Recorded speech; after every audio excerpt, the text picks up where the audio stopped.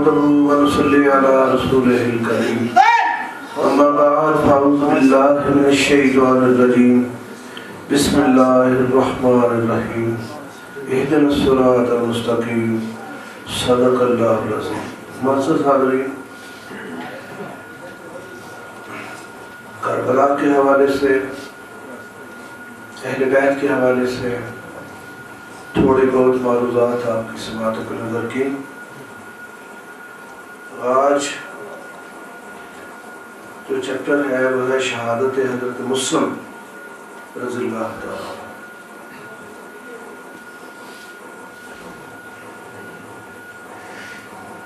یزید نے تخت حکومت پر بیٹھتے ہی جو پہلا حکم جاری کیا وہ یہ تھا کہ عبداللہ ابن زبیر، عبداللہ ابن عمر، عبد الرحمن بن ابی بکر اور حسین ابن علی سے فوراً میری بیعت لی جائے، اور اگر وہ انکار کریں تو ان کو قتل کر دیا جائے. عامل مدینہ، عامل گورنر کو اس وقت کہتے تھے، عامل مدینہ ولید نے حضرت امام حسین رضی اللہ عنہ کو دارالعمان میں بلایا اور یزید کا حکم نامہ پڑھ کر سنایا. یزید کا حکم سنتے ہی ہاشمی خون میں جوش آ گیا، اور آتا بھی کیوں نہ، بالا وہ حسین جس کی رگوں میں محمد صلی اللہ علیہ وآلہ وسلم کا خون تھا، جس کے بازوں میں علی علیہ السلام کی قوت تھی، جس کے خون میں فاطمہ السلام اللہ علیہ کا پاک دودھ تھا، اور جن کے دل میں عشق الہی کا دریا معجزت تھا، جس کے سینے میں دین مصطفیٰ کی تڑپ تھی، جس کی نگاہوں میں جلوہ حسن یار تھا، وہ کس طرح برداشت کر لیتے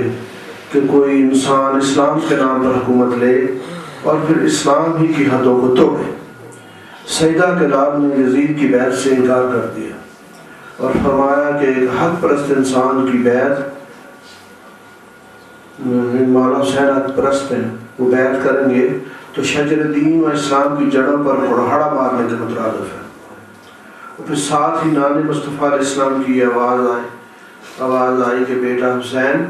لا طاعت المخلوق فی معصیت الخالق، ایک فاسق و فاجر حکمران کی اطاعت نہ کرنا. شہزادہ کونین کا یزید کی بیعت سے انکار حق و صداقت اور دین و مذہب کی حفاظت کے لیے پہلی شہادت تھی، یعنی گواہی. آپ نے صاف انکار کر دیا، اور یزید کی باطل قوتوں کے خلاف اعلان جنگ تھا.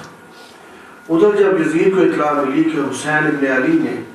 میری بیعت کا انکار کر دیا ہے تو اس کی آتش غضب بھڑک اٹھی، اور پھر وہ تدبیریں سوچنے لگا کہ کس طرح حسین ابن علی سے بیعت لی جائے یا اسے قتل کر دیا جائے. اور ادھر کوفہ والوں نے یزید کے فسق و فجور اور غیر اسلامی روش اور غیر دینی طرز زندگی سے تنگ آ کر مولا حسین علیہ السلام کو خط پر خط اور قاصد پر قاصد بھیجنے شروع کر دیے کہ اے نواس رسول، جگر گوش بطول، ہم کوفہ والے اہل بیت ہار کے پروانے ہیں، سچے خادم ہیں، اور ہم وہی ہیں جنہوں نے جنگ صفین میں آپ کے والد محترم مولا علی علیہ السلام کا ساتھ دیا تھا. اور اب یزید ہم پر حاکم ہو گیا ہے، اور ہم اس کے فسق و فجور اور غیر اسلامی حکومت اور غیر دینی روش کے پیش نظر اس کو اپنا خلیفہ ماننے کے لیے ہرگز تیار نہیں.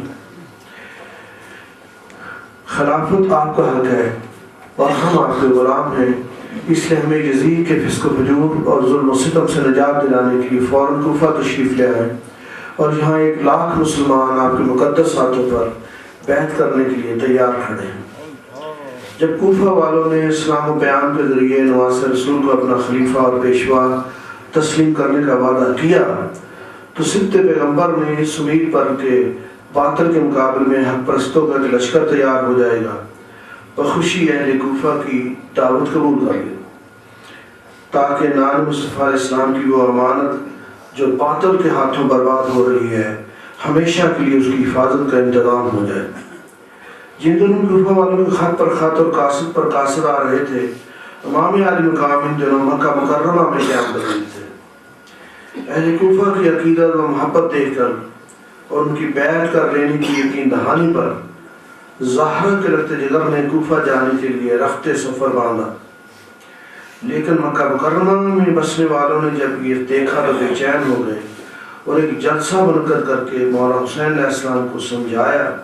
کہ کوفہ جانے کے ارادہ ترک فرما دیں، اس لیے کہ کوفہ والوں میں وفا نہیں ہے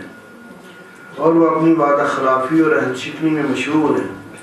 اور ہمیں فکر ہے کہ کہیں وہ آپ کو بھی دھوکہ نہ دے۔ آپ اطمینان سے یہاں تشریف رکھیں، ہم وعدہ کرتے ہیں کہ جب تک ہماری جانوں میں جان ہے آپ کی طرف کوئی آنکھ اٹھا کر بھی نہ دیکھے گا، اور اگر آپ نے ضرور جانا ہی ہے تو پہلے حضرت مسلم بن عقیل رضی اللہ عنہ کو روانہ کر دیں، وہ وہاں جا کر وہاں کا رنگ ڈنگ دیکھیں اور کوفہ والوں کے ارادوں کا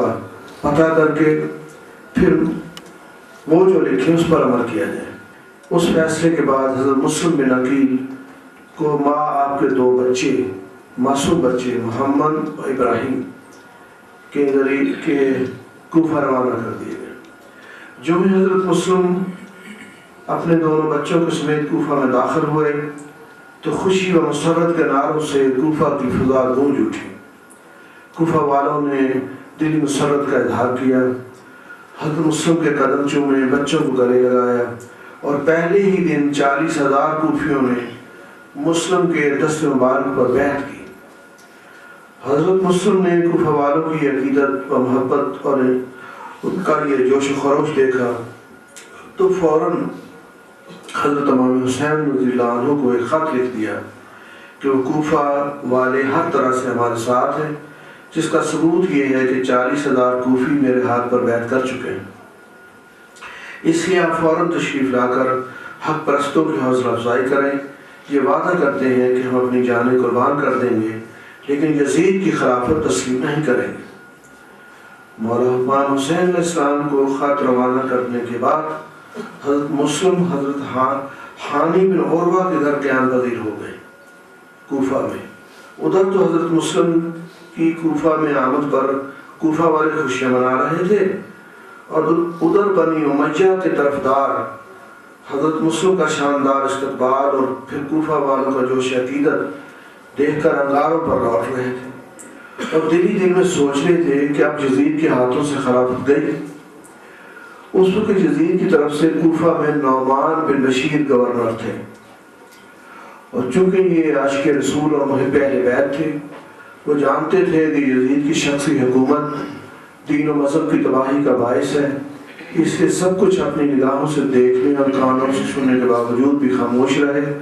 اور بنی امیہ کے حامیوں نے نعمان بن بشیر کو جا کر کہا کہ جو کچھ ہو رہا ہے یزید کے منشا کے خلاف ہو رہا ہے، اول تو آپ مسلم کو قتل کر دیں، نہیں تو گرفتار ضرور کر لیں۔ آپ یزید کے تنخواہ دار ملازم ہیں، اس لیے اس کی تمام ذمہ داری تم پر عائد ہوتی ہے۔ بنی امیہ کے گستاخ چیلوں کی یہ بات سن کر نعمان بن بشیر نے جواب دیا کہ ملازمت اور چیز ہے، عقیدت اور چیز ہے۔ میں یزید کے چند ٹکوں کے بارے میں بدلے میں ایک ہاشم جوان کا خون بہا کر دین و دنیا میں رسوا نہیں ہونا چاہتا، اور ایک سید کو قتل کر کے اپنی عاقبت خراب نہیں کر سکتا۔ بنی امیہ کے طرفدار نعمان بن بشیر کا یہ جواب سن کر اس کے دلی ارادوں کو سمجھ گئے، اور عمارہ بن ولید کو یزید کے پاس بھیج کر اس کے تمام حالات کی اطلاع دی۔ یہ اطلاع پاتے ہی یزید نے فوراً عبید اللہ بن زیاد کو، جو اس وقت بصرے کا والی تھا، حکم بھیجا کہ فوراً کوفہ جاؤ اور نعمان کو معزول کر کے وہاں کی باغ دوڑ اپنے ہاتھوں میں لے کر مسلم بن عقیل کو فوراً قتل کر دو، اور کوفہ والوں کو حسین بن علی کی بیعت سے سختی سے روکو، اور جو ذرہ بر بھی تعامل کرے اس کا سر قلم کر دو۔ عبید اللہ بن زیاد بڑا مکار عیار آدمی تھا۔ یزید کا حکم ملتے ہی حاکم کوفہ کی حیثیت میں حجازی لباس پہن کر اور چہرے پر نقاب ڈال کر مغرب و عشاء کے درمیان رات کے اندھیرے میں اسی راستہ سے کوفہ میں داخل ہوا جس راستے سے حجازی عرب والے لوگ قافلے آیا کرتے تھے۔ عبید اللہ کا ان مکاریوں سے مطلب یہ تھا کہ کوفہ والے چونکہ حسین ابن علی کے منتظر ہیں، اس لیے رات کے اندھیرے میں مجھے پہچان نہ سکیں گے، اور اس طرح میں بآسانی کوفہ میں داخل ہو جاؤں گا۔ چنانچہ ایسا ہی ہوا۔ کوفہ والے حضرت امام علی مقام کے منتظر تو تھے ہی، حجازی لباس اور حجازی راستہ سے آتا ہوا دیکھ کر وہ ابن زیاد کو نہ پہچان سکے، اور اسی خوشی میں حضرت حسین علیہ السلام آگے کہنے لگے اور مسرت کے نعرے لگانے لگے اور بلند آواز میں پکارنے لگے، مرحبا یا ابن رسول اللہ علیہ السلام، قدم خیر مقدم ہے، کہ آپ کی تشریف آوری کا بہت شکریہ، آپ کی تشریف آوری پر ہم خیر مقدم کرتے ہیں۔ عبید اللہ بڑی خاموشی اور سکون سے آہستہ آہستہ قدم اٹھاتا، چہرے پر نقاب ڈالے سیدھا دارالعمارت گورنر ہاؤس کو کہہ لیجیے کی طرف روانہ ہوا۔ حضرت حانی جس کے گھر میں مسلم قیام پذیر تھے، راستے میں سوچتے آتے تھے کہ اگر ہمارے آقا مولا حضرت حسین ہوتے تو اس خاموشی اور سکون کے ساتھ نہ آتے اور پھر ان کے چہرے پر نقاب نہ ہوتا، اس میں ضرور کوئی راز ہے۔ آخر انہوں نے بڑی جرت اور دلیری سے ہاتھ کے جھٹکے سے عبید اللہ کے چہرے سے نقاب کھینچ دی، دیکھا تو وہ حسین ابن علی کی بجائے عبید اللہ ابن زیاد تھا، اور پھر وہ پکار اٹھے کہ کوفہ والوں، تمہارے امتحان کا وقت آ گیا ہے، یہ تو ابن زیاد ہے۔ بس یہ سنتے ہی کوفہ والوں کو دل لرز گئے، وہ حیران رہ گئے، لیکن اب وہ کیا کر سکتے تھے اور کیا ہو سکتا تھا؟ ابن زیاد کی مکاری کام آ چکی تھی، وہ کوفہ والوں کو دھوکہ دے چکا تھا اور دھوکہ کھا چکے تھے، اور ہاں اگر کوفہ والے ذرا سی بھی جرت اور دلیری سے کام لیتے اور اپنے عہد و پیمان پر قائم رہتے تو ابن زیاد تنہا تھا، اس کے ساتھ چاند ایک ساتھی ہوں گے، وہ مقابلہ کے لیے تن جاتے اور ابن زیاد کو قتل کر کے آئندہ آنے والے وحشت ناک واقعات کی ذمہ داری سے سرگدوش ہو کر مبارکباد کے مستحق بن جاتے، مگر وہ ایسا نہ کر سکے۔ کیوں نہ کر سکے؟ اس لیے کہ مشیت ایزدی یہی تھی۔ مشیت مرضی کو کہتے ہیں، ایزد اللہ تعالیٰ کو کہتے ہیں۔ مشیت ایزدی یہی تھی، اللہ کی مرضی یہی تھی کہ اسلام کے باغ کو اہل بیت کے خون سے سینچا جائے۔ ابن زیاد سیدھا دارالعمارت پہنچا،